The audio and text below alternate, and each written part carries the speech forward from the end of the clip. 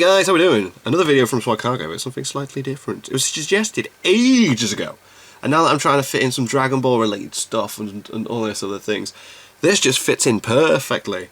Because he did a top 5 worst Naruto plot holes, which was really good and very funny, and then you guys were like, do the Dragon Ball one. And you know what? That's what I'm going to do. We are now watching Swag Cargo's top 5 worst Dragon Ball plot holes.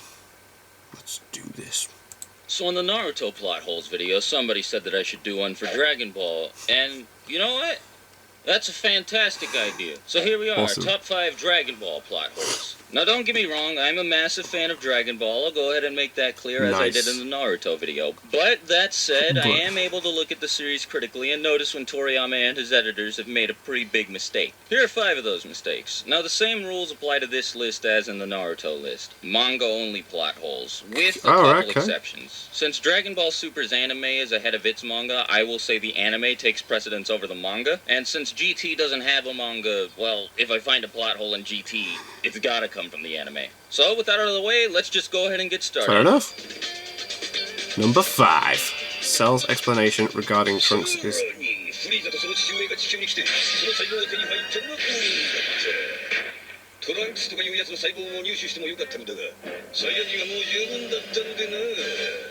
Excuse me? Alright, so first of all, Trunks is the first Super Saiyan that Dr. Gero had eyes on, so I think taking his cells might have made Cell quite a bit stronger. Oh but that's not where the plot hole comes in. Okay. See, Cell came to the present timeline from the future. Yeah. The same future that Trunks came from. Yeah. In this future, Goku showed up to defeat Frieza and King Cold. You know, future Trunks, he wasn't there. There were no cells for the surveillance drone to take in the first place, so... What the fuck, Cell? Of course! Trapped in the room of spirit. So this is probably the easiest plot hole to explain on the entire list. After Majin Buu left Piccolo and Gotenks stranded inside of the Room of Spirit and Time, Piccolo is panicking, trying to think of a way out because of the fact that, according to him, as seconds passed in the Room of Spirit and Time, hours passed outside in the real world. That's not how the Room of Spirit and Time works, Piccolo.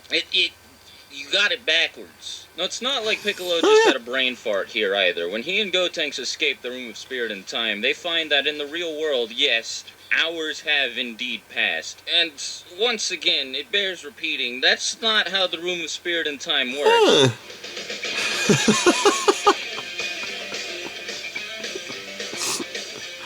We're all clear on the fact that the Dragon Balls turn to stone for a year after they're used, right? We're also all clear on the fact that the Namek Saga happened a month after the Saiyan Saga. So how did Popo do this? How is he able to summon Shenron? The Dragon Balls had just been used a month prior to revive Goku from the dead. You didn't forget about that, did you, Toriyama? Oh my God. And man, this isn't just like a tiny wish either. This isn't something that I could just let slide because of how minuscule it is. This is one of the biggest plot points of the Namek Saga. If Popo hadn't done this, Piccolo would have been trapped on Namek. That means Kami would have died, which thereby means that Earth's Dragon Balls would not have been usable again. The Namekian Dragon Balls wouldn't have ever been usable again, meaning that Krillin never would have been able to return to life. Vegeta never would have come back to life. Like, there are a lot of very important things that rely on Mr. Popo being able to make this wish, and he shouldn't be able to do it. But Swag Kage!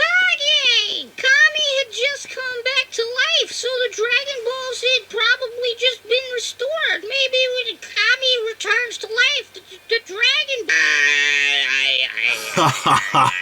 I do not think that is how it works, so I rest my case. Number 2, the existence of Dragon Ball Minus. Dragon Ball Minus is fucking stupid. Now, on its own, as a standalone manga, this is a fun little read, but as a replacement for Bardock, the father of Goku? Why was it necessary to replace that perfectly fine special? Whatever. I'm here to talk about Dragon Ball's plot holes, not Toriyama's bad retconning decisions. So first of all, this does directly conflict with the manga. When Frieza first meets Goku, he remarks, not just in the anime but in the manga as well, that Goku looks remarkably similar to Bardock. And it shows a scene of Bardock in space, just like the scene at the end of Bardock, the father of Goku. Fair enough. Now, I guess technically, this scene could still happen after the events of Dragon Ball Minus, but it's nowhere near as likely following the events of that manga as it is following the events of the beginning of Bardock, the father of Goku. Second plot hole. Jean says she will tell Raditz that Goku was sent off-planet to keep him safe from Frieza. So why did Raditz believe the story about a meteor blowing up planet Vegeta? And why did Raditz believe that Goku was sent to Earth to wipe out everybody on it? This is important too, because the only reason Raditz went to Earth in the first place is because he was under the impression that Goku was on a mission there. If he didn't feel like he needed to check on his brother's progress, he never would have gone there. Goku never would have died and trained with the North Kaio. He never would have learned Kaioken or Genki Dama. Never would have had to go to Namek. Yeah, everybody would have gotten scraped by Android 17 and 18, and it would not have been very good. Number 1. Dearest Sealing Elder Creations Resource. Z ソードにわしを封じ込めたのも何を隠そうビルス様じゃからよ。What was it though? Now hold on just one second here.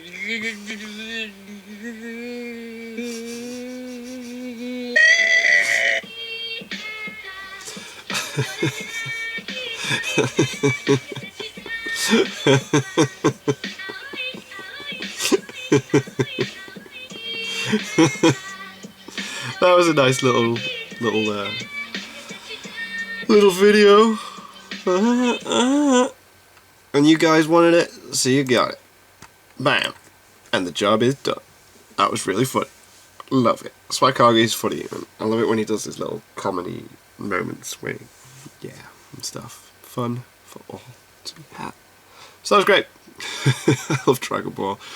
It's fun to see people I like watching people take the mick out of stuff that I like in a light-hearted way. Not just like, in a comedic way.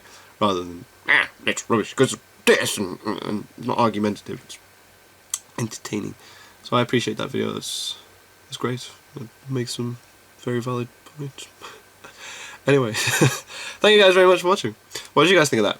What did you guys think of this? Click like, subscribe if you haven't already. Leave comments down below. Let me know what I should watch and discuss in future videos. And I'll see you guys, all you guys, next time.